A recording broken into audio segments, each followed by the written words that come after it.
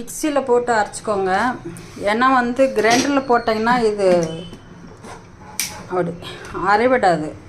அந்த என்னது கோதுமை சோளெல்லாம் முழுசாக இருக்குதுல்ல, அதனால் கிரைண்டரில் போட்டிங்கன்னா ரொம்ப ப்ராப்ளம் ஆகும். கிரைண்டருக்கு மிக்சியில் போட்டு அரைச்சிங்கன்னா சீக்கிரம் முடிஞ்சிடும். இந்த மாதிரி அரைச்சிக்கோங்க. பாருங்கள், இந்த மாதிரி தண்ணி பார்த்து அரைச்சிக்கோங்க.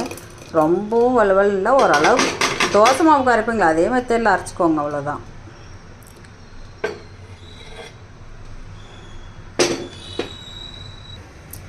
இந்த தோசை வந்து ரொம்ப மெலிசாவில் நான் ஊற்ற மாட்டேன். ஏன்னா இது டேஸ்ட்டு வேறு மாதிரி இருக்கும். நல்லா லேசாக ஊற்றினோம்னா அந்த டேஸ்ட் கிடைக்காது. அதனால நான் கொஞ்சம் மந்தமாக ஊற்றுவேன். இந்த மாதிரி இந்தளவுக்கு சூப்பராக இருக்கும். டேஸ்ட்டு செமையாக இருக்கும். செஞ்சு பாருங்கள். வணக்கம் மக்களே, நான் இப்போ தோசைக்கு அரைக்க போகிறேன். அது ஜில்லுன்றது ஃப்ரிட்ஜுக்குள்ளே வச்சுட்டேன். நேற்று சாயந்தரமே அரைக்க வேண்டியது, அரைக்க முடியாமல் போயிடுச்சு. இப்போ இதில் என்ன போட்டுக்கிறேன்னு சொல்கிறேன், நீங்களும் ஃபாலோ பண்ணுங்கள். சுகர் இருக்கிறவங்களுக்கு ரொம்ப ரொம்ப நல்லது. தாராளமாக சாப்பிட்டுக்கலாம், நிறையாவும் சாப்பிட்டுக்கலாம். வைத்துங்க சோளம், வெள்ளைச்சோளம் கலக்கிட்டு பாருங்கள். வெள்ளைச்சோளம் 2 டம்ளர் போட்டேன்.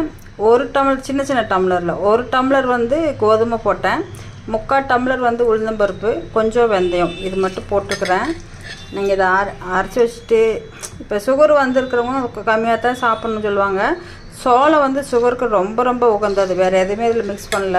நீங்களும் போட்டு ட்ரை பண்ணி பாருங்கள்.